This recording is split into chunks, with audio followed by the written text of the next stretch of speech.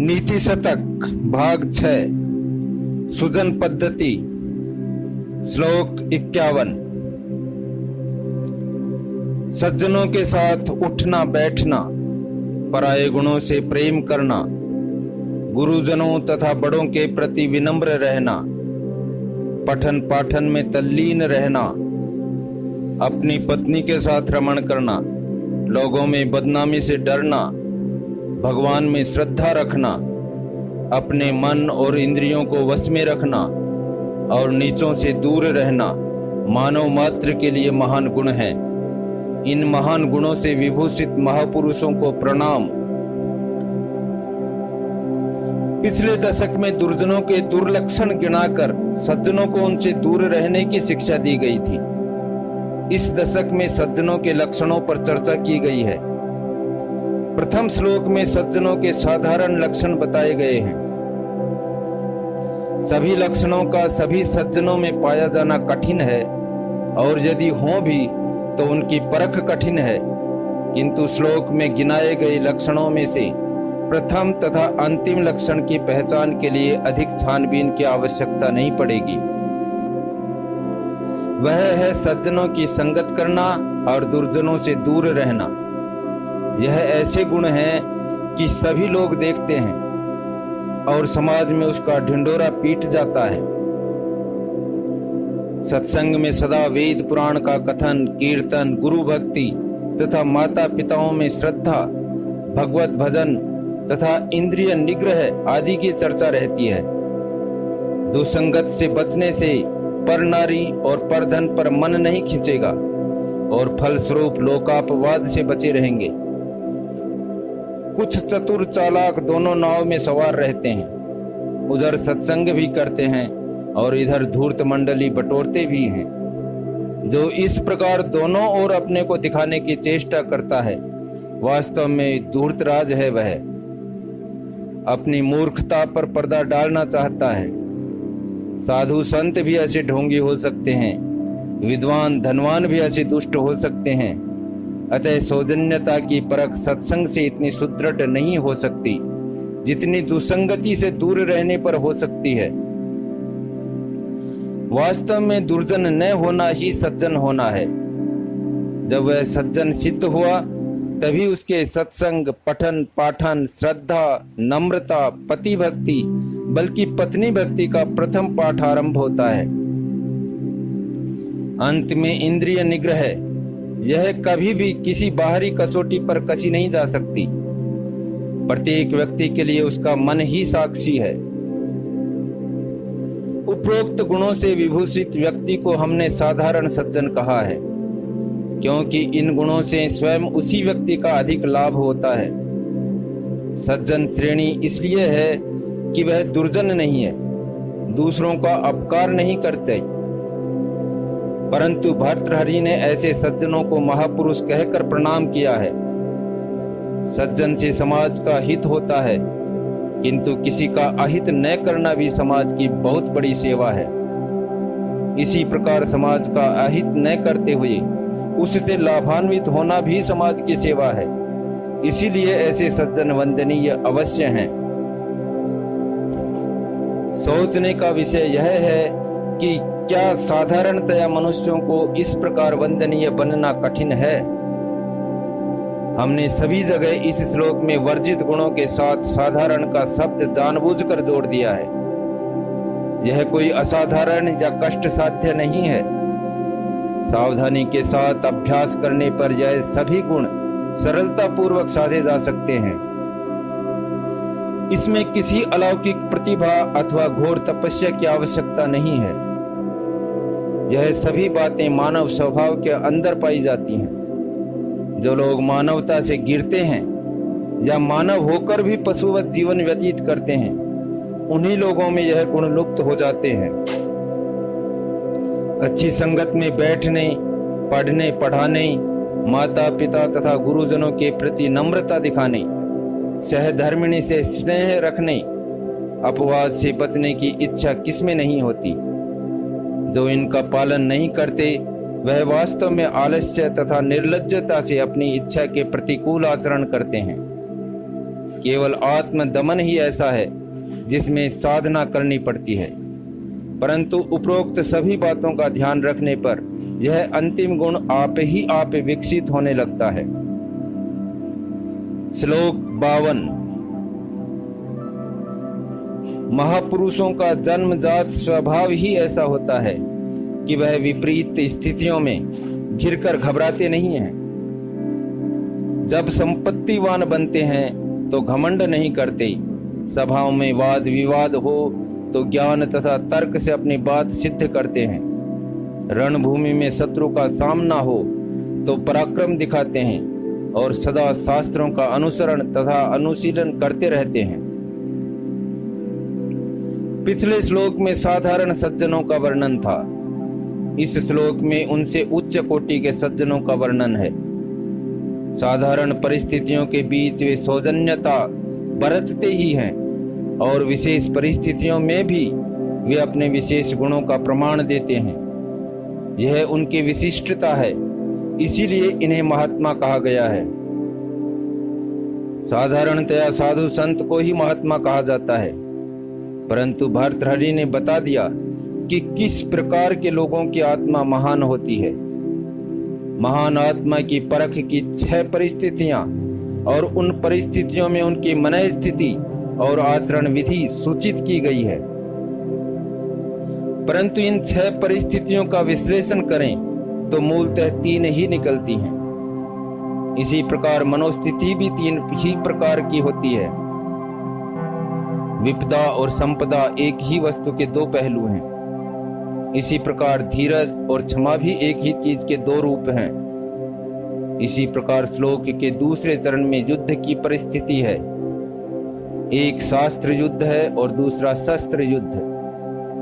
चाहे कोई युद्ध हो, उसमें विजयी होने के लिए आत्मविश्वास ही प्रधान होता है।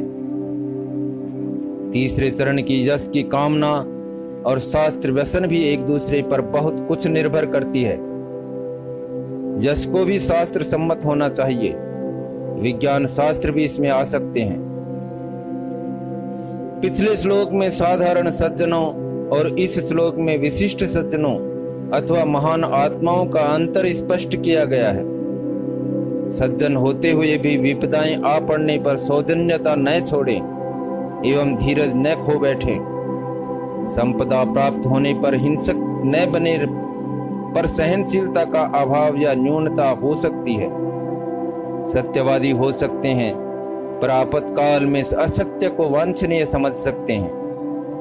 सज्जन होते हुए भी मरने मारने के साहस से वंचित हो सकते हैं। यश की कामना रखते हुए अपयश के सामने भीरू बन सकते हैं। शास्त्रों का आदर सम्मान कर सकते हैं, पर आचरण से उनकी मर्यादा स्थापित करने की शक्ति उनमें न रहे। साधारण सज्जन जो आ पड़े उसे चुपचाप भोगते हैं और विशिष्ट श्रेणी के लोग साहस से उनका सामना करते हैं और असाध्य को साधते हैं, इसीलिए ये महान है। श्लोक 53। जिनका स्वभाव महान होता है वह बिना धन के ही शोभायमान होते हैं। जो कुछ उनके पास है उसे वह दिल खोल कर जरूरतमंदों को दे डालते हैं। यही उनके हाथों की शोभा है। उनके सिर नम्रता पूर्वक गुरुजनों के चरणों में झुके रहते हैं। यही उनके सिरों की शोभा है। मुंह से सच्ची बात बोलते हैं। यही उनके मुख की शोभा है। उनकी बाहों में जो बेजोड़ शक्ति है वही उनकी भुजाओं की शोभा है। पवित्र मन और विचार ही उनके हृदय की शोभा हैं। उनके कान सदा शास्त्रीय श्रवण में लगे रहते हैं और यही कानों की शोभा है। इस प्रकार उन महापुरुषों का सारा शरीर सदा दैदीप्यमान रहता है। पिछले श्लोक में संयोग से संपन्न बने हुए कुछ निकृष्ट व्यक्तियों के दोष गिनाए गए थे। इस श्लोक में प्रकृति महताम अर्थात उनके बारे में बताया गया है जो स्वभाव के सज्जन और जन्म के संपन्न हैं। सज्जन बनने पर संपन्न व्यक्ति संपन्न बने रह सकते हैं और संयोग से निर्धन भी बन सकते हैं। संपत्ति जाए पर ऐसे व्यक्तियों की सौजन्यता जा नहीं सकती। धन नहीं रहा, इसलिए अब वहां दान दक्षिणा भी नहीं है, फिर भी उनका द्वार सबके लिए सदा खुला रहता है। बेखटके कोई भीतर जाए बाहर आए। पहले धन से सहायता करते थे, अब हाथ से सेवा करते हैं। सिर पर पुराना शिरस्त्राण नहीं है, पर वह अब भी नम्रता से शोभायमान है। उनका विनय धन होने पर भी था और धन न होने पर भी है। बोली उनकी पहले भी कर्कश नहीं थी, अब भी उसमें चिड़चिड़ापन नहीं है। सच बोलते हैं। साधारणतया लोग अपने को स्पष्टवादी घोषित करते हुए दिल दुखाने की बात कहते हैं। सत्य वचन में यदि सहायता का अंश ना हो तो वह असत्य आवरण ग्रहण करता है। सत्य में सहानुभूति सम्मिलित है। पीड़ित को बचाने के लिए उसके पास लाव लश्कर नहीं है, पर स्वयं उसकी भुजाओं में शक्ति और मनोबल उसका साथी है। वह स्वयं पीड़ा निवारण के लिए उठेगा। श्लोक त्याग शब्द से आरंभ होता है। महापुरुष का जीवन आदि से अंत तक त्यागमय है। देना मात्र वे अपना कर्तव्य मानते हैं। देते हैं और भरपूर देते हैं। भरसक या शक्ति भर का अर्थ उनके लिए सारा धन साधन देने के बाद भी शरीर में रंच भर शक्ति रहने तक परोपकार करना और अंत में उसी में शरीर त्यागना भी शामिल है। उस सीमा तक यदि वह न कर सके तो उसके लिए मन में शर्मिंदा होते हैं। यह उनके लिए कोई बनावटी बात नहीं है। जहां बनावट नहीं वहीं सच्चाई है। सच्चाई के साथ दिल की सफाई रहेगी ही। वह सदा अच्छी बात सुनेगा, अच्छी बात कहेगा और अच्छे काम करेगा। वहां सब अच्छाई ही अच्छाई होगी। परिणाम स्वरूप वहां का वातावरण प्रशांत तथा प्रेरणादायक होगा। श्लोक 54। जीव हिंसा न करना, पराया धन न हड़पना, सदा सच बोलना, दूसरों की भरसक सहायता करना, पराई स्त्रियों के संबंध में चुप्पी साधना, लालच को मारना, गुरुजनों के सामने विनम्र रहना, सब जीवधारियों से सहानुभूति रखना और सब शास्त्रों तथा धर्मों के साथ समभाव रखना, यह सब परमार्थ के मार्ग हैं। पिछले श्लोक में कहा गया था कि मनुष्य अपना कुछ देकर, धन दौलत और आवश्यकता पड़े तो प्राण भी देकर सुशोभित रह सकता है। यह शंका होती है कि सब कुछ दूसरों को दे दिवा कर नंगा भाई चंगा हो जाए तो अपना क्या होगा। एक श्लोक को पढ़ते हुए दूसरे श्लोकों को भूलना नहीं चाहिए। श्लोक 52 में अभ्युदय के लिए प्रयास की आवश्यकता को मान लिया गया है। अपने लिए कमाते हैं तो दूसरों के लिए खर्च करना भी सीखें। कमाई न हो तब भी खर्च करने में वास्तव में अपने से अधिक दूसरों के सुख का अधिक ध्यान रखना होता है और दूसरों के कष्ट के निवारण के लिए स्वयं दुख सहने पड़ते हैं। शरीर को दुख होता जरूर है, पर उससे बढ़कर दूसरों को सुखी देखकर मन को सुख मिलता है। सुख दो प्रकार का हुआ, एक अपने सुख से सुखी मानना, दूसरा दूसरों के सुख में आप सुखी अनुभव करना। इसी को शास्त्रीय भाषा में प्रेय और श्रेय कहा गया है। प्रेय के माने जो अपने शरीर को प्रिय लगे और श्रेय के माने जो आत्मा को प्रिय लगे। शरीर इसी जीवन के साथ है और आत्मा इस जीवन से परे भी है। दूसरों को जो सुख पहुंचाया जाता है वह इसी शरीर से दूसरे शरीर को सुख पहुंचाना ही तो है। इस शरीर को कष्ट देकर उस शरीर को सुख देते ही इस शरीर के अंदर वाली आत्मा तृप्त होती है। शरीर नाशवान है और आत्मा अनादि और अनंत है। अतः उस अनंत आत्मा का सुख भी अनंत होगा और यही श्रेय है। हम स्वयं देखते हैं कि श्रेय पारमार्थिक वस्तु होते हुए भी इसी जीवन में और इसी समय उस परमार्थ की प्राप्ति होती है जिसके लिए हजारों जन्म लेने और घोर तपस्याएं करनी पड़ती हैं। प्रस्तुत श्लोक में इसी परम श्रेय की अनुभूति का आश्वासन दिलाया गया है। जो व्यक्ति इस खुले रहस्य को हृदयंगम कर लेगा वह कभी नहीं समझेगा कि उसे दुख हुआ या उसकी सुख सामग्री चली गई। किसी साधु संत को तीन दिन भूखे रहने के बाद किसी भक्त ने खाना ला दिया।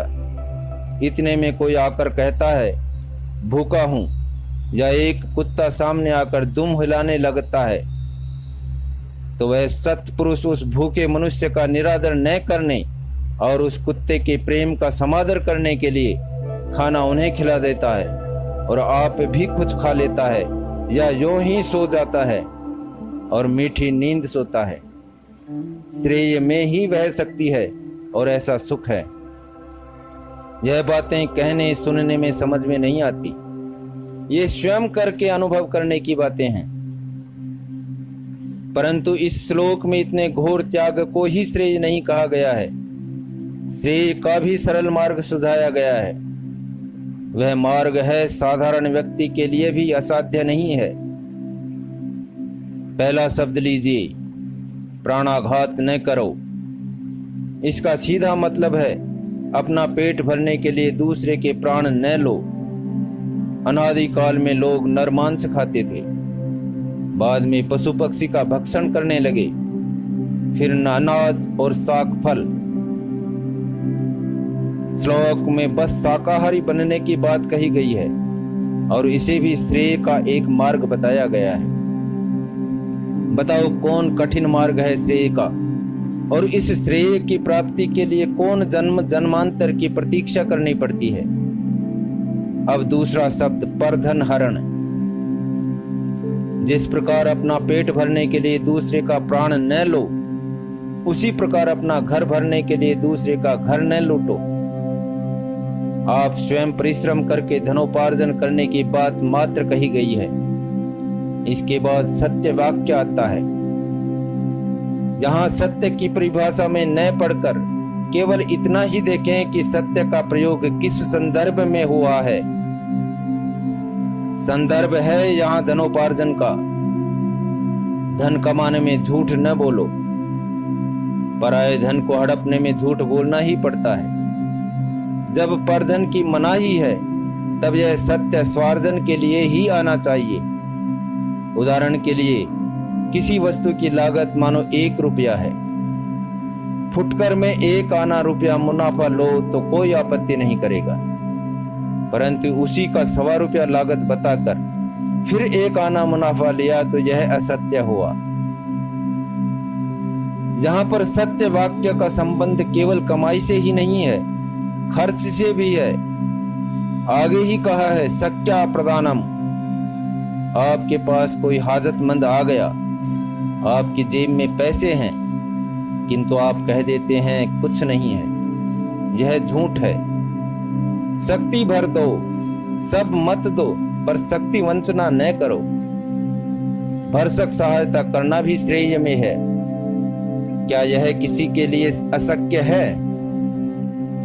इसी प्रकार जैसे पराया धन वैसी पराये स्त्री, जैसे अर्थी को देना वैसे गुरु चरणों में अपना सब कुछ अर्पित करना। प्राणाघात का जहां निषेध किया गया वहीं सर्वभूतानुकंपा की बात कही गई है, परंतु लोगों से, सज्जनों से भी इस सर्वभूतानुकंपा के संबंध में बड़ी भूल होती है। अपनी बिरादरी की सेवा में दूसरी बिरादरी से मुठभेड़ भी लेते हैं, द्वेष का प्रचार करते हैं। खुले रूप में न भी करें तो दूसरे बिरादरी के विरुद्ध विद्वेष होता ही है। ब्राह्मण सभा, क्षत्रिय सभा, वैश्य समाज, क्रिस्तान, मुसलमान, सिख, पारसी सभी भिन्न भिन्न संगठनों के पीछे यही मनोवृत्ति काम करती है। इसीलिए आगे सर्वशास्त्र समानता का उपदेश है। इस प्रकार श्रेय मार्ग के जो कई एक मार्ग यहाँ गिनाए गए हैं वह सब परस्पर ऐसे गुथे हुए हैं कि एक को दूसरे से अलग नहीं किया जा सकता। सबका सूक्ष्म विश्लेषण करना सबके लिए असंभव है। सब असंभव हो पर एकाध तो संभव है। उपरोक्त गुणों में से केवल एक को साधो और उसी एक को साधो जो आपको सबसे अच्छा और सरल जचे। शेष अपने आप सध जाएंगे। आपको उनके लिए चिंता या विशेष प्रयास करने की कोई आवश्यकता नहीं पड़ेगी। श्लोक 55। महापुरुषों का मन सर्व वस्तु संपन्न होने पर कमल की भांति अति कोमल हो जाता है और संकटापन्न होने पर पहाड़ की चट्टान की तरह दृढ़ और कठोर हो जाता है। पिछले श्लोक में कहा गया था कि धनी संपन्न होने पर वह सबसे सहानुभूति दिखावे और दिल खोलकर दूसरों की सहायता करे और उनका दुख दूर करे, परंतु ऐसा भी तो होता है कि उसकी इस दिल खोल नीति के कारण वह धनी से दरिद्र बन जाता है और उसे अनेक कष्टों का सामना करना पड़ता है। प्रश्न उठता है, वह इन कष्टों से कैसे निपटते हैं? क्या वे समृद्धि के समय अपनी धन संपत्ति भविष्य के भय से छिपा के रखते हैं, या क्या विपदाग्रस्त होने पर दूसरों के सामने दीनता से हाथ पसारते हैं? क्या उन्हीं लोगों की सहानुभूति प्राप्त करते हैं जिन्हें ऐसे ही आपातकाल में खुद उन्होंने सहायता की थी? नहीं, उनकी महानता इनमें से किसी को स्वीकार नहीं करती। संपत्ति काल में यदि वह आगे के लिए निकाल रखने की चेष्टा करते तो उन्हें दूसरों की ओर ध्यान देने का अवसर ही नहीं मिलता। दूसरों के कष्टों को देखकर उनका हृदय कभी नहीं पसीजता, अर्थात वह कठोर हृदय बनते। इस कठोरता के साथ साथ उनमें एक प्रकार की दुर्बलता भी आ जाती कि आगे कष्ट काल में संभलने का शायद साहस न रहे। यह भय उन्हें लगा रहता, आत्मविश्वास ही खो बैठते, तब वह महान कैसे बन पाते? इसी प्रकार यदि कष्ट काल में दूसरों का सहारा ढूंढने तक भी वह महान कहने के अधिकारी नहीं रहते। महान का स्वभाव ही विचित्र होता है। उसमें विचित्रताओं तथा वैपरीत्यों का ऐसा सम्मिश्रण होता है कि क्या है या क्या नहीं है कहना ही कठिन है। श्लोक में कमल और शिला की उपमा देकर कठिनतम तथा कठोरतम के बीच की सभी अवस्थाओं को घेर लिया गया है। इस परिधि का आदि अंत नहीं है, इसलिए वह महान है। इसके विपरीत तुच्छ व्यक्तियों की दशा एकदम उल्टी होती है। संपन्न बने तो मदमोन्मत्त हो जाते हैं और समझने लगते हैं कि सारा मानव समाज उनके सामने मच्छरों का झुंड मात्र है। वे दूसरों की सहायता क्या करते हैं? कहते हैं हमारी तरह पुरुषार्थ करो। वे पुरुषार्थ करते हैं कि दौर्जन्य दुनिया जानती है, फिर अपने को इतने बड़े पुरुषार्थी मानकर भी दूसरों की सहायता करने में असमर्थ बताते हैं। यह कौन पुरुषार्थ है? यह भी कहते हैं कि क्या ऐरे गहरे निकम्मों को दे दिलाकर हम भिखारी बने? कल क्या होंगे पता नहीं, पर सब कुछ होते हुए वे आज ही भिखारी की टोकरी ओढ़ ले रहे हैं। आन पड़े तो हम फिर कमा लेंगे, यह आत्मविश्वास उनमें नहीं होता। आगे होने वाली संतान के नाम पर दया रखने वाले अपने बच्चों को इतने निकम्मे मानकर चलते हैं कि वह अपने पैरों पर खड़े होने लायक कभी नहीं बन सकेंगे। यह हीनता के लक्षण हैं, महानते के नहीं। श्लोक 56। सत्पुरुषों को न्याय मार्ग ही सदा प्रिय है। जान पर भी आ बने तब भी वह बुराई पर उतारू नहीं होते। दुर्जनों से किसी प्रकार की प्रार्थना नहीं करते। हीन दशा को प्राप्त होने पर मित्रों से भी कुछ मांगते नहीं। विपदाओं में घिर जाने पर धीरता पूर्वक डटे रहते हैं और सदा बड़ों के चरण में विनम्र बने रहते हैं और महापुरुषों का अनुसरण करते हैं। इस प्रकार तलवार की धार पर चलने का व्रत उन्हें किसने सिखाया है? पिछले श्लोक में कहा गया कि महापुरुषों का मन अत्यंत कोमल होते हुए भी कष्ट काल में वह शिला के समान अत्यंत कठोर हो जाते हैं। इस श्लोक में उनके कठोर आचरण के उदाहरण दिए गए हैं। ज्ञात रहे कि पिछले श्लोक में मन की स्थिति अथवा विचार शैली का वर्णन था और इस श्लोक में आचरण का वर्णन है, अर्थात विचार तथा आचरण की एक रूपता। इस आचरण को व्रत कहा है। व्रत भी महाकठोर व्रत, तलवार की धार का व्रत। यह असीधारा व्रत क्या चीज है और क्या उपरोक्त आचरण सचमुच असीधारा व्रत हैं? यह श्लोक भी प्रश्नात्मक है कि इस घोर व्रत का उपदेश उन्हें किसने दिया। इसी प्रश्न के अंतर्गत एक प्रश्न और भी है कि इस कठोर व्रत पर दृढ़ रहने की शक्ति उन्हें कहां से मिली। एक एक बात पर विचार कीजिए। असीधारा व्रत, असी यानी तलवार, धारा धार अर्थात तलवार की धार, और यह व्रत है यानी कभी व्रत का उल्लंघन नहीं होता, व्रत टूटता नहीं। कहा जाता है कि गृहस्थ धर्म में रहते हुए पति पत्नी इस व्रत को लेते हैं। पति पत्नी एक ही बिस्तर पर लेटते हैं पर बीच में एक नंगी तलवार रखते हैं। दुधारी तलवार हो सकती है, एक धार पुरुष की ओर और दूसरी धार स्त्री की ओर रहती है।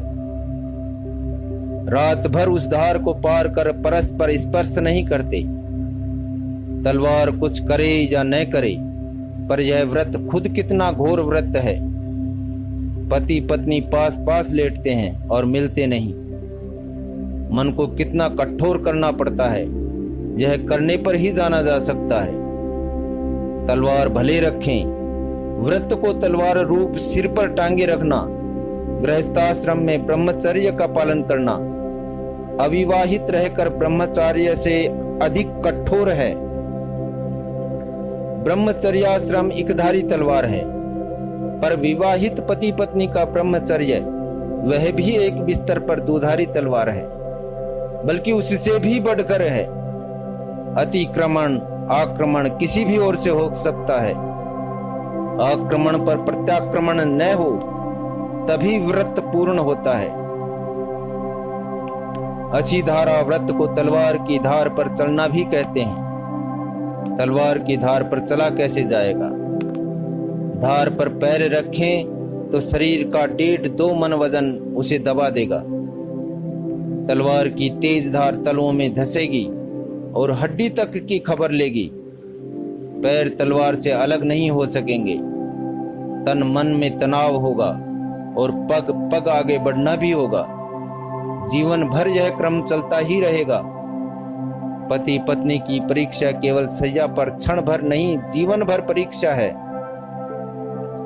दिन भर काम काज में चूर शरीर बिस्तर पर पड़ते ही बेसुध भी हो सकते हैं, परंतु उपरोक्त नियमों को व्रत के रूप में आचरण में लाने वालों को दिन के 24 घंटे और घंटे के एक एक मिनट यही करना है और जीवन भर करते रहना है।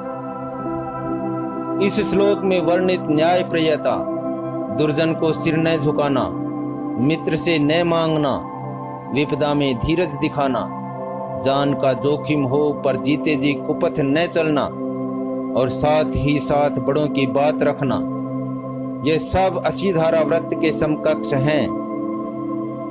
क्या पति पत्नी के बीच में तलवार रखकर सोने के समान है? यह तो तलवार से तलवे छिलने के बराबर है। इन दोनों उदाहरणों में सामने एक विरोधी शक्ति भी क्रियाशील रहती है। सपाट तलवे में तलवार की तेज धार थमती है।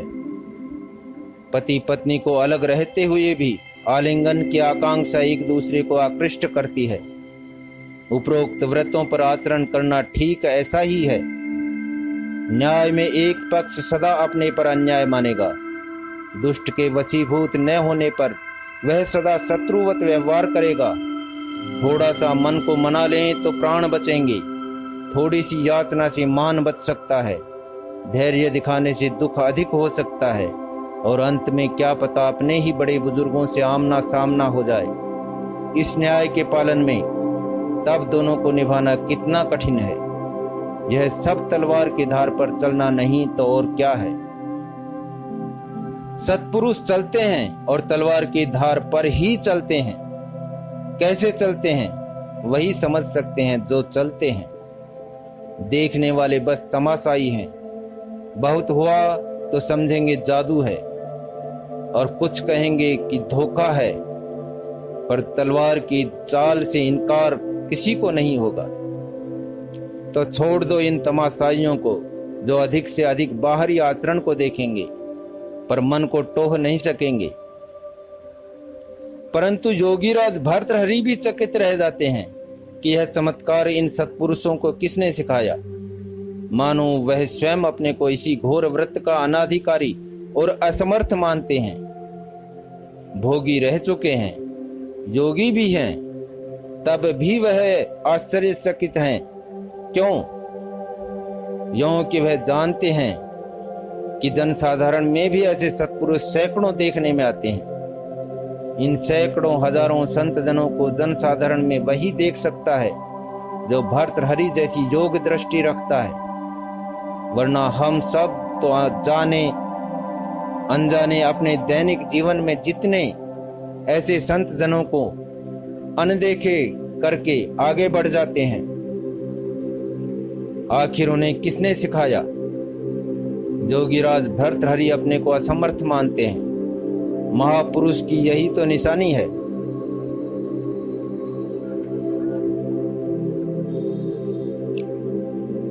अंतिम समाधान यही है कि साधक के लिए स्वयं उसकी आत्मा ही उसका गुरु है।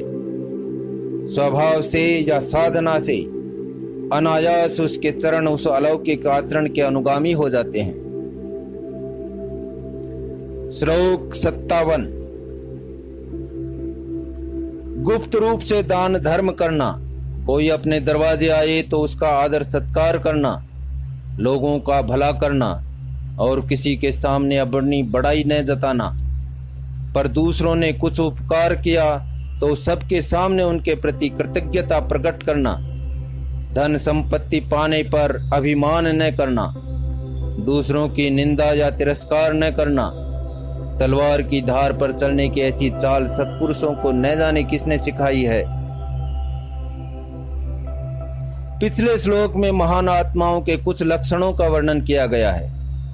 इस श्लोक में भी उन्हीं का वर्णन है, पर दोनों में भारी अंतर है। पिछले श्लोक में बताया गया था कि विपत्ति काल में महापुरुषों का व्यवहार किस प्रकार होता है। इस श्लोक में कहा गया है कि संपत्ति काल में उनका आचरण कैसा होता है। यहाँ पर यह प्रश्न उठता है कि संपत्ति काल का वर्णन पहले करके बाद में विपत्ति काल का दिया जाता तो क्या अच्छा नहीं होता? अच्छा तो वह भी जरूर होता, मगर इतना अच्छा हरगिज नहीं होता। विपदा मनुष्य की कसौटी है। इस कसौटी पर जो खरा उतरे वही महापुरुष कहा जा सकता है। संपन्न व्यक्ति भी सज्जन हो सकता है और उपरोक्त सभी गुण उसमें भी हो सकते हैं, किंतु महापुरुष की पदवी उसे तभी मिलेगी जब वह विपत्तिग्रस्त होकर भी उन गुणों की रक्षा कर सके। पिछले श्लोक में वर्णन इसी के अनुसार था। अब इस श्लोक के शब्दों पर थोड़ा सा विचार कर डालें। गुप्त दान तो साधारणतया ऐसे दान को कहते हैं जिसमें दानी अपना नाम नहीं प्रकट करता, फिर भी लेने वाले को पता रहता है कि वह दान किसने दिया। इसमें दानी की महत्ता बढ़ती ही है। असली गुप्त दान वह है जिसमें सुपात्र की आवश्यकता निराटंक रूप से पूरी हो जाए और उसे पता भी न लगे कि किसने वह धन उसके पास भेजा और किसके हाथ भेजा। मानो भगवान ने ही गुप्त रूप से उसके पास पहुंचा दिया। ऐसा दान दानी को भगवान बना देता है। दाएं हाथ से दे पर बाएं हाथ को पता ना रहे, यह तो कहावत ही बन गई है। यह भी न हो सके तो कम से कम अपने आप कहता न फिरे कि मैंने अमुक व्यक्ति की अमुक परिस्थितियों में अमुक सहायता की है। इससे अपना बड़प्पन जताने के साथ साथ दूसरों का अपमान करने का पाप भी सिर चढ़ जाता है। किसी के घर आने पर उससे प्रेम में मिलना और आदर सत्कार करना और जिस काम के लिए वह आया हो उसे पूरा कर भेजना और फिर उसकी किसी से चर्चा नहीं करना, यह सब एक दूसरे से गुथे हुए हैं। किसी को दूर से देख कर दरवाजा बंद कर लेना, या कहलवा देना कि घर में नहीं, या दीख पड़ने पर भी बाहों सिकोड़ लेना, या मुस्कुराना पर दिल में कूटना, या काम में कोई अड़चन गिना देना, करें भी तो अनमने करना, या शक्ति भर न करना, अपने धन का घमंड करना और निंदा भी करना, अपनी अनिच्छा बल्कि नीचता दिखाने के ऐसे 50 ढंग हैं। आप जब दूसरों के लिए कुछ करते हैं तो उसकी चर्चा फैलाते हैं, मगर जब स्वयं दूसरों से लेते हैं तो किसी से जिक्र नहीं करते, छिपाते हैं। यह कृतज्ञता है। इन तमाम पाप प्रवृत्तियों से बचे रहें, तभी सौजन्यता की पदवी पाने के अधिकारी बनेंगे। श्लोक 58। पानी की एक बूंद है जो यदि तपते तवे पर पड़ जाए तो उसका नाम रूप तक मिट जाता है, किंतु वही बूंद यदि कमल पात पर पड़ जाए तो मोती की भांति जगमग करने लगती है, और अगर कहीं समुद्र में सीप के मुंह में जा पड़े तो सच्चा मोती बन जाती है। इस प्रकार पानी के एक ही बूंद के अलग अलग मेल से 3 अलग अलग दशाएं बन गई। इसी प्रकार मनुष्य भी जैसी नीच, मध्यम या उत्तम संगत में पड़ जाएगा वैसा ही बन जाएगा। पिछले 2 श्लोकों में महान आत्माओं के लक्षण बताए गए थे। बहुत अच्छे हैं वे लोग, किंतु क्या सभी ऐसे बन सकते हैं? इस श्लोक में इसी प्रश्न का उत्तर दिया गया है। पानी की एक बूंद का उदाहरण देकर समझाया गया है कि वही एक बूंद भिन्न भिन्न प्रकार की वस्तुओं के साथ होकर भिन्न भिन्न दशाओं को प्राप्त हो जाती है। मनुष्यों की भी यही बात है। साधारणतया सभी मनुष्य एक ही प्रकार के होते हैं, गुण दोष भी उनमें प्राय समान ही होते हैं, किंतु जो जैसे के साथ पड़ जाता है वैसा ही वह बन जाता है। अच्छों की संगत में रह गया तो अच्छा बन गया, बुरों की संगत में घिर गया तो बुरा बन गया, बिचौली संगत का साथ हो गया तो उसमें कुछ अच्छाइयाँ होंगी और साथ ही बुराइयां भी। लोग साधारणतया मध्यम वर्ग के होते हैं, किंतु उत्तम वर्ग और नीच वर्ग के भी लोग समाज में होते हैं। बहुत हो अच्छा होने मात्र से वह अच्छे नहीं रह सकते। यदि बहुत अच्छे बुरों की संगत में पड़ गए तो बहुत ही बुरे बन जाते हैं। इसी प्रकार पक्के गुंडे होते हुए भी यदि अच्छी संगत में आ गए तो वही गुंडे बहुत बड़े सज्जन भी बन सकते हैं। इस प्रकार संगत ही सबसे बड़ी वस्तु है। संगी साथी को बहुत छानबीन के बाद बनाना सबके लिए सरल नहीं है। सामूहिक रूप से समाज की जो दशा होगी, साधारणतया लोगों की वैसी ही संगत मिल जाती है। जहां समाज में बुराई जड़ पकड़ जाए वहां बहुत सावधानी से संगत खोज निकालने वाला भी साधारणतया असफल हो जाता है और अकेला रह जाता है। जब समाज की यह स्थिति हो जाती है तब अच्छा मनुष्य चाहे वह किसी क्षेत्र में हो, नौकरी में, व्यापार में, अध्यापन में, वकालत में या सार्वजनिक जीवन में, उसे असफलता ही असफलता मिलेगी। समाज उस सच्चे को झूठा बना देगा, उसका जीवन निर्वाह कठिन हो जाएगा। इस कठिन परीक्षा में यदि वह खरा निकला तो संभव है कि अंत में समाज उसका सम्मान करे और जहां तक हो सके उसका अनुसरण भी करे। इसलिए समाजहीन अवस्था को पहुंच जाता है, तभी उसमें महापुरुषों का प्रादुर्भाव होता है। किंतु यह महापुरुष भी उसी समाज की देन है। अगर समाज उतना न गिरता तो इतना महान पुरुष उसी में से उठ नहीं सकता था। समाज गिरे, उठे या समावस्था में रहे, हर परिस्थिति में मनुष्य समाज का उत्पादन है। संगत ढूंढना वास्तव में उस बड़े समाज में से अपने लायक छोटे समाज को खोज निकालना है। ना हो तो निर्माण करना है और उस निर्माण को उत्तरोत्तर बढ़ाते हुए सारे समाज को ही वैसा बना देना है। अब तक मानव की बात कही गई थी, अब धन सत्ता की बात लें, क्योंकि यह भी मानव के पास होती है और मानव के लिए होती है। इसलिए धन सत्ता को भी ऊंचा स्थान प्राप्त है।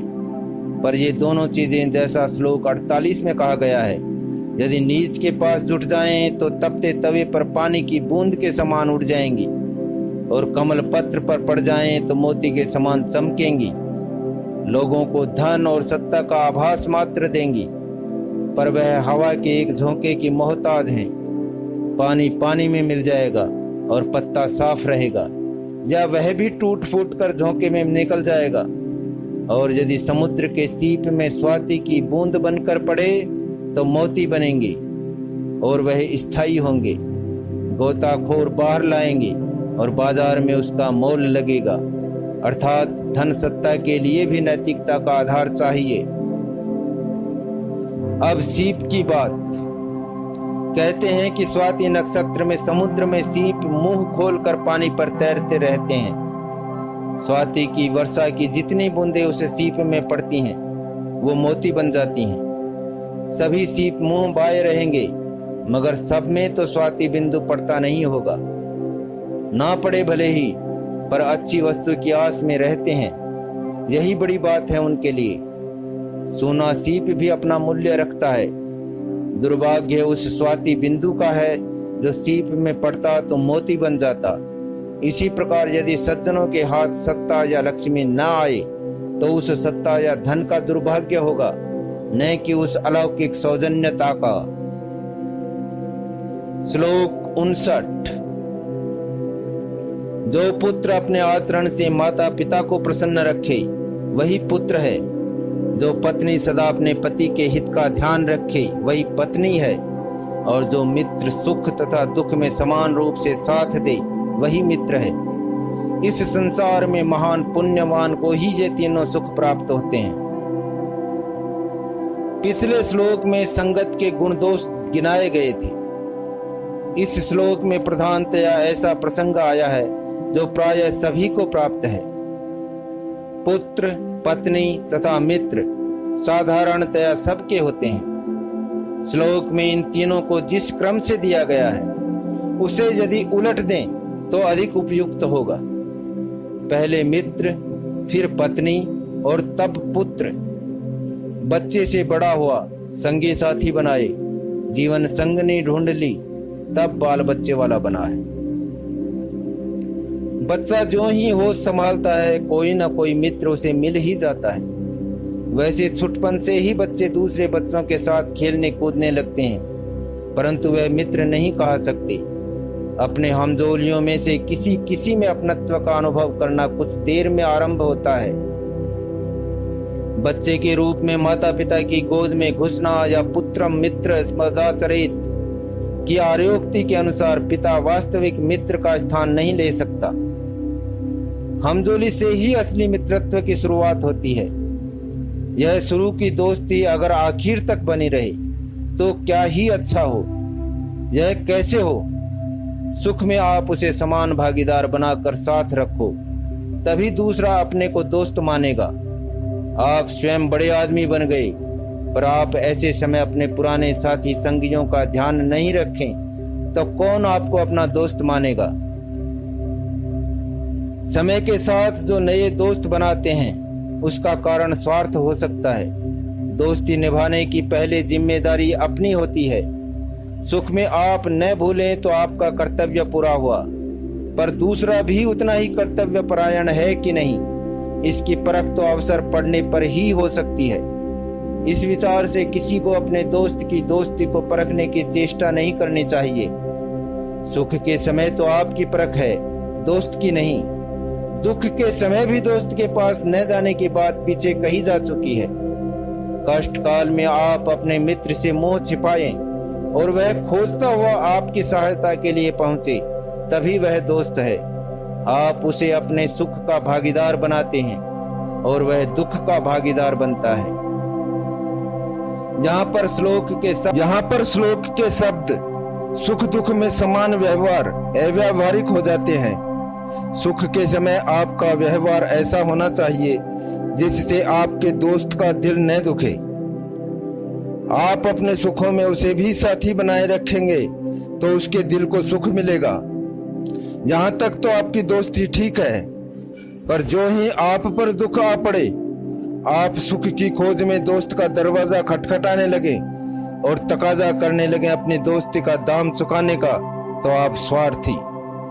समान व्यवहार के माने यहाँ यह होना चाहिए कि दुख में हम अपने दोस्त से दूर रहें, उसे पता ही न लगे कि हम पर क्या बीत रही है, वह यही समझता रहे कि सब ठीक ठाक होगा, और इस प्रकार आपके सुख की भावना उसके दिल को सुख पहुंचाएगी। आप अपनी ओर से मानो दुख में भी दोस्तों का सुख का ध्यान रख रहे हैं। इसी प्रकार आप मित्रों के प्रति अपना कर्तव्य पालन कर सकते हैं। कर्तव्य पालन में दूसरे पक्ष के कर्तव्य की कोई चिंता न रखें। इसके विपरीत चलकर आप अपने को किसी का मित्र बनने का दम भर नहीं सकते। अब दूसरा भी आपका मित्र है कि नहीं, वह आप दे अपना सबूत। दूर रहने के कारण जब आपके दुख का उसे पता नहीं, तब तक कोई बात नहीं, पर जो ही पता लग जाए तब वह कैसा व्यवहार करता है, इसी से उसकी असलियत का पता लगेगा। अलिफ लैला में एक कहानी है। आधी रात को एक व्यक्ति ने अपने दोस्त का दरवाजा खटखटाया। दोस्त ने भीतर से सांकल खोली तो उसके साथ एक हूर थी, हाथ में चिराग लिए हुए, और वह खुद एक हाथ में अशरफियों की थैली और दूसरे में तलवार टांगे था। कहने लगा, दोस्त, तुम जो इतनी रात गए मेरे यहाँ आए, तो मैं समझा कि रात में तुम अकेलापन महसूस कर रहे हो, तो यह हूर तैयार है तुम्हारा दिल रखने के लिए। या पैसों की जरूरत है तो यह अशरफियों की थैली है, या तुम पर कोई दुश्मन चढ़ आया है तो इस तलवार को लेकर अपनी जान भिड़ाने को मैं हाजिर हूं। यह है दोस्त, और दोस्ती निभती है इस तरह।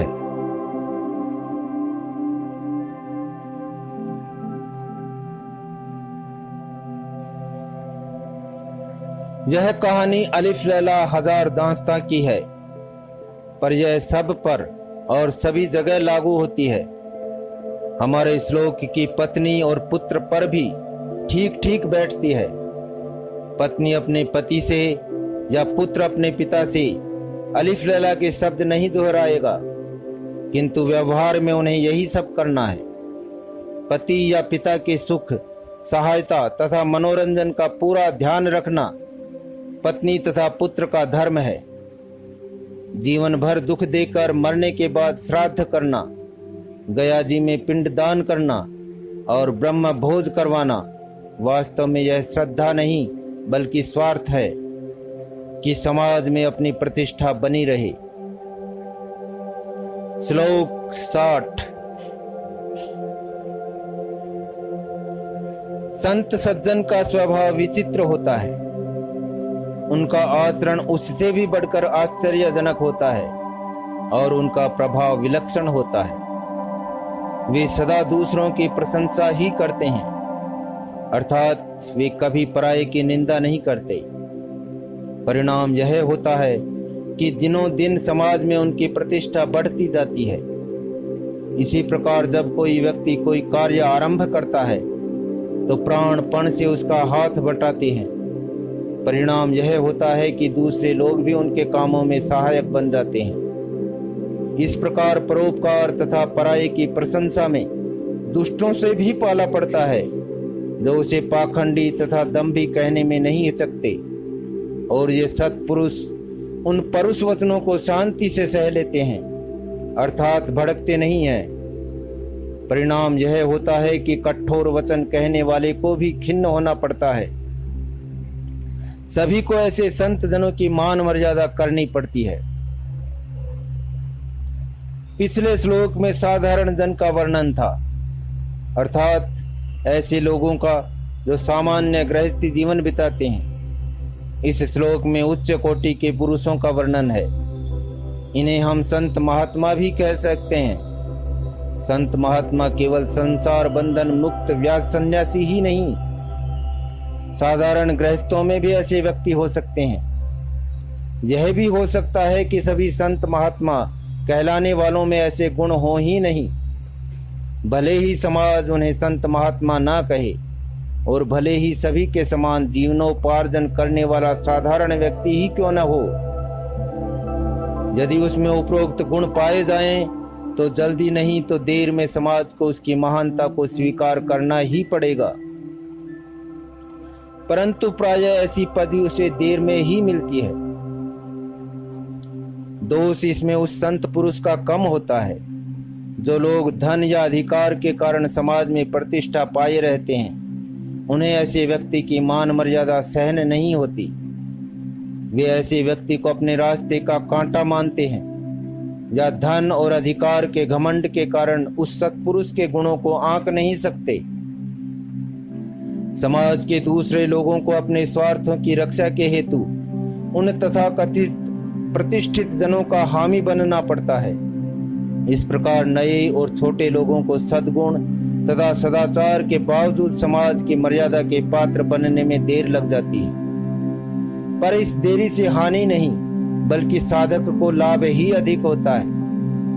आत्मशोधन का अवसर अधिक मिलता है और सच्चा साधक हर बाधा के साथ मानसिक रूप से आगे ही बढ़ता जाता है। इसी प्रकार जो कमजोर दिल के होते हैं या जो सच्चाई को भी अपनी उन्नति का एक साधन बनाना चाहते हैं, उनकी कलई खुल जाती है। इस प्रकार समाज की ओर से खरे खोटे की परख करना आवश्यक भी है। यहाँ पर एक शंका उठाई जा सकती है कि तत्काल समय पर खरा रह जाता है और खोटा आगे बढ़ जाता है। समाधान इसका बहुत सरल है। वास्तव में समाज के अंदर जो प्रतिष्ठा को प्राप्त होता है वह सचमुच उस समाज का प्रतीक होता है। अगर खोटे को प्रतिष्ठा मिलती है तो इसका मतलब यह है कि स्वयं समाज में खोट अधिक है या समाज पर खोट का आधिपत्य है। सर्वसाधारण को निर्दोष होते हुए भी खोट का प्रतिफल भोगना ही पड़ेगा। उस समाज को खरा बनाने के लिए आग में और अधिक समय तक तपना पड़ेगा, तभी वह खोट खरी को परख सकेगा और खरे का आदर कर सकेगा। अंत तो गत्वा यह क्रिया प्रतिक्रिया समाज की दृष्टि से भी और व्यक्ति की दृष्टि से भी हितकर ही सिद्ध होगी। सत्पुरुष की परख की कसौटी क्या है? यह भी बहुत सरल है। जिस व्यक्ति की कथनी और करनी में अंतर ना हो और उससे किसी स्वार्थ का संबंध न हो, वही सौजन्यता का प्रतीक है। पिछले श्लोक में पिता पुत्र पति पत्नी मित्र बंधु का जो उदाहरण दिए गए हैं उनमें किसी न किसी प्रकार का स्वार्थ संबंध है। अमुक संबंधों के कारण अमुक क्रियाएं कर्तव्य के अंदर आ जाती हैं। कर्तव्य कर्म को करने में कोई महानता नहीं है। हाँ, न करने में हीनता अवश्य है। कर्तव्य कर्म करके या अपनी विहित ड्यूटी पूरी करके व्यक्ति किसी पुण्य का संचय नहीं करता, मगर ना करे तो वह अपने पाप की गठरी का बोझ जरूर बढ़ाता है। किंतु संत पुरुष की बात एकदम दूसरी है। उसके कोई पिता पुत्र नहीं है, पति या पत्नी नहीं है, बंधु मित्र भी नहीं है, और अगर है तो सभी लोग अवस्थानुसार उसके पिता पुत्र और बंधु मित्र हैं। इतना ही नहीं, उसके स्वयं पिता पुत्र हों, सहोदर हों, सुहृद हों, तो भी जो उसके कुछ भी न हो, अर्थात जिनके साथ कोई रक्त संबंध या अन्य कोई संबंध न हो, उनके साथ भी उसका व्यवहार ठीक वैसे ही रहेगा जैसे अपने माता पिता और पुत्र मित्र के साथ रहेगा। साधारणतया उसकी इस मनोस्थिति का ज्ञान जनसामान्य को नहीं हो सकता। फिर भी किसी न किसी भाग्यशाली महापुरुष को इसका परिचय देने का कभी न कभी अवसर भी मिल जाता है। कोई स्थानीय वाद विवाद ऐसा उठ सकता है जिसमें उस संत व्यक्ति को अपनी निष्पक्ष तथा समान भावना प्रकट करने का मौका मिल जाता है। न्याय के लिए वह अपने पिता पुत्र आदि के विरुद्ध अन्यान्य जनों का पक्ष लेता है और उस अग्नि परीक्षा में सच्चा उतरता है। इसी पर लोग उसकी महानता को मानने लग जाते हैं। यदि ऐसा सौभाग्य प्राप्त हो तो बहुत अच्छा है, परंतु इसको इतना महत्व देना भी अनुचित है। ऐसा अवसर मिलना या न मिलना ठीक वैसा ही है जैसे एक महान विद्वान है पर उसके पास कोई डिग्री या उपाधि किसी महाविद्यालय की नहीं है। परीक्षा से दूसरे लोग जरूर जान जाते हैं, किंतु दूसरों का जानना इतना महत्वपूर्ण नहीं है जितना स्वयं उसको अपने मन की स्थिति का ज्ञान होना है। जिसका मन इस विषय में परिपक्व हो चुका है, उसके लिए परीक्षा का अवसर मिलना और उसमें उत्तीर्ण होना कोई महत्व नहीं रखता। नम्रत्व सबके साथ दिखाना, अपने से बड़ों से ही नहीं छोटों से भी, बड़े विद्वानों से नहीं मूर्खों के सामने भी विनम्र बनना। इसी प्रकार पराये गुणों का बखान करना, दुर्जनों से भी उनके सद्गुणों की खोज कर उन्हें उजागर करना। अपने में सद्दुर्गुणों को देखने की चेष्टा करना और पराये कार्य साधन में तल्लीन होना, स्वीकार्य कार्यों को भूला जाना, बल्कि अपना बिगाड़ कर दूसरों का बनाना, यह सब महान आत्मा के लिए स्वाभाविक होते हैं और इसके लिए उसे आजीवन साधना करनी पड़ती है और संघर्ष करना पड़ता है। मान लिया जाए ऐसे महान आत्मा से संसार का कल्याण होता है, पर इसकी क्या गारंटी कि श्लोक में जैसा कहा गया है संसार उसका गुणगान करे और समाज उसके कार्यों को पूरा करे। जरूर समाज और संसार करेगा, पर न करने पर भी उस संत पुरुष के आनंद में कोई अंतर नहीं पड़ता। यह ऐसी बातें हैं जिन्हें स्वयं करके देखने पर ही अनुभव होगा कि अपना आप नुकसान करके अपमानित होकर भी दूसरों को सुख तथा आनंद की